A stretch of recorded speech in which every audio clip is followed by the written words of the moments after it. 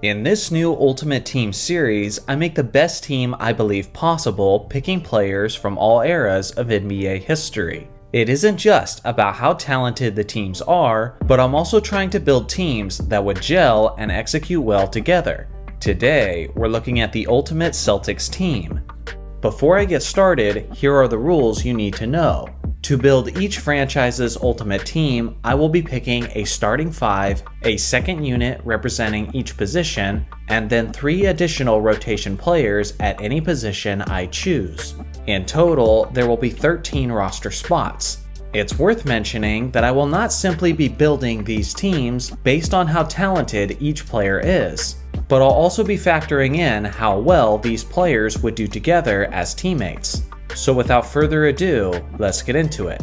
Starting at the point guard position is the 6'1" 4-time All-Star Rajon Rondo. I think a lot of people forget just how good this guy was in his prime. That's partially because of this weird dynamic where he was way younger than the Celtics' Big Three, so as Pierce, Garnett, and Allen were all declining, Rondo was only getting better. For a few years, he was actually sneaking his way into the conversation of the best point guards in the league, as he led the NBA in assists per game on 3 separate occasions, getting as high as 11.7 in 2012. He was also an elite defensive player, who was regularly among the league leaders in steals per game, and he earned 4 All-Defense Team selections. Don't forget how he was one of the most clutch players in the entire league, regularly putting up jaw-dropping stat lines in the playoffs. With so many offensive weapons in this starting lineup, they'll all be eating well with a prime Rondo doing the orchestrating. Starting at shooting guard is the 6'5" legend John Havlicek. This former superstar is certainly worthy of a spot on this starting unit, as he was an 8-time NBA champion, a 13-time All-Star, and made 11 All-NBA teams. He was also the very definition of a two-way player, as he made 8 All-Defense teams while filling up the stat sheet on offense. Specifically, in 1971, he averaged 29 points, 9 rebounds, and 7 assists on 45% shooting from the field. Simply put, he had all-around offensive skills that were way ahead of his time, and Bill Russell often leaned upon Havlicek to carry the offense for the Celtics. He was also quite the clutch performer, and was even the Finals MVP in 1974. Rondo will certainly love feeding this legend the basketball on a frequent basis. Starting at the small forward spot is, of course, Larry Bird. What is there to say about this legend that you guys don't already know? Bird was excellent at just about everything on the court. He was the epitome of efficient, as he was regularly getting around 50-40-90 percentages. He was an elite scorer, he was an all-time great rebounder, he was one of the greatest passing forwards in NBA history, and he was an underrated defensive player, making 3 All-Defense teams, including 3rd place in the DPOY race in 1983. So far, every single player in this starting unit is basically the definition of clutch, which shouldn't be totally surprising considering how many championship banners they have. Starting at power forward is the man they called the torture chamber, Kevin McHale. You could certainly make an argument for a different starting power forward, but due to his chemistry with Bird, I thought he'd be perfect with this group. The 6'10" McHale probably had the greatest footwork for a big in league history by any player not named Hakeem Olajuwon. In the post with his back to the basket, he was nearly unstoppable, and he was ridiculously efficient, as he had the highest single-season scoring average in NBA history for any player who shot at least 60% from the field and 80% from the free throw line. Continuing the theme of this squad so far, he was a remarkable two-way player, as his rumored 8-foot-long wingspan made him an intimidating defensive force in the paint, and because of that, he actually earned 6 All-Defense Team selections in his time in Boston. Starting at the center position is the game's ultimate winner, Bill Russell. As if this team didn't have enough defense already, in comes Bill Russell, who led the league in defensive win shares in 10 out of his 13 seasons. Along with the fact that he was probably the greatest defensive player of all time, he was also a top 3 rebounder, who would regularly dominate the boards thanks to his tremendous strength, IQ, and his world-class leaping ability. He was also a solid passer and a remarkably unselfish team player, which will be fantastic for this ultimate squad, with plenty of talent and plenty of egos. I know this word is getting redundant, but Russell was about as clutch as it gets, as he won all 10 of the Game 7s he participated in, which is a major reason why he got his 11 championship trophies. Now let's move on to the second unit. The backup point guard is the man known as the Houdini of the hardwood, Bob Koozie. This legend from the 1950s and 60s was the mesmerizing floor general of his time. Even with the more restrictive dribbling rules of his era, he had a fantastic handle of the basketball and incredible court vision. He actually led the NBA in assists per game for a whopping 8 straight seasons, which is easily the most in NBA history. His one major flaw was actually a flaw of his era, and that was the fact that he had a terrible field goal percentage, as the general basketball player was learning proper mechanics of the jump shot, and sometimes they didn't even jump. Because of this, Koozie would not look to be a scorer in this second unit, but that won't be a concern as he'll have plenty of elite offensive weapons to facilitate too. The backup shooting guard is the Celtics scoring superstar Paul Pierce.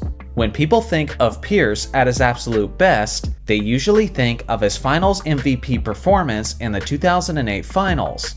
But the thing is, that was actually well after his individual prime, as the younger Pierce had much more speed and explosiveness. He got as high as 26.9 points per game in 2006, getting the majority of those points as a one-on-one nightmare for opposing defenders. The truth will provide this second unit with some all-time great slashing and great three-point shooting, while being a solid go-to option in late-game situations. The backup small forward will be the modern 6'8 superstar Jason Tatum. For any reason, if the ultimate Celtics ever need a scoring spark off the bench, this man will be a lock to provide it, as he was a 30 points per game scorer in the 22-23 season. Alongside of Paul Pierce, second unit defenses will be completely overwhelmed by this perimeter attack. Tatum also gives Koozie another decent three-point shooter to facilitate too, which will be a tremendous help for spacing for this squad. The backup power forward is the one they call the big ticket, Kevin Garnett. This guy will be battling with Kevin McHale for the majority of the minutes at the 4 spot, and McHale will certainly have his hands full trying to keep his starting spot, as Garnett was the Defensive Player of the Year immediately in his first season with Boston. KG will provide a tremendous amount of energy, intensity, and leadership on the defensive end of the floor, but he'll also be making a tremendous impact on the boards. Although his prime days were certainly in Minnesota, there's no question that the Boston version of Garnett was still a massive difference maker. The backup center will be the 1973 MVP, Dave Cowens. This 6'9 beast was averaging around 20 points and 15 rebounds throughout his prime, as he did a solid job of taking the torch from Bill Russell as the anchor of the team down low. Now on this ultimate unit, he'll be doing more of the same, as he'll be taking over the center position in the rare instances where Bill Russell actually has to go to the bench. In total, Cowens was an 8-time All-Star with the Celtics, and he made 3 All-Defense teams, further bolstering this team's greatest strength. Now, onto the 3 rotation spots. And let me tell you, narrowing down these 3 final roster spots was incredibly difficult. The first rotation spot goes to one of the greatest shooters of all time, Ray Allen. I absolutely hated the fact that Allen wasn't a starter or in the official second unit. But if anything, that just speaks to the ridiculous depth of the wings for the ultimate Celtics. If there's ever a time where Boston is desperate for effective perimeter shooting, then Allen will come into the game absolutely gunning it. He'll always be an option whenever the team is looking for ways to open up the floor and create more scoring opportunities. The next rotation player is the 6'4 shooting guard, Sam Jones. Imagine winning 10 championship rings as often the number 1 scoring option on your squad, yet you're reduced to a rotation spot on the ultimate squad. That is the depth of this Celtics team. Jones was so far ahead of his time, as he had a smooth pull-up jumper and absolutely loved to run the pick and roll with Bill Russell. On several occasions, Jones would explode for 50-point games in the playoffs, which allowed the all-time great Bill Russell to focus all of his energy on defense and rebounding. On a team that has no shortage of defense, Jones will be a massive boost of offense off the bench. The last rotation spot goes to the 9-time All-Star Robert Parish. This 7'1" star was a pivotal part of the Celtics dynasty in the 1980s. At his best in 1982, he was averaging nearly 20 points and 11 rebounds, and thanks to his consistent contributions, he was able to win 3 championship rings with the team. He's gonna have a hard time finding minutes with Bill Russell and Dave Cowens ahead of him, but with a few opportunities he'll get, the painted area will be in good hands. So here's a final look at the complete roster of the Ultimate Celtics team. The defensive strength on this roster is utterly terrifying, and the IQ and experience on this team is insane as well, as they're loaded with winners and clutch performers. When it's all said and done, this may just be the greatest Ultimate team of them all, but we'll have to finish this series before anything becomes official. Here is my long list of honorable mentions for this franchise.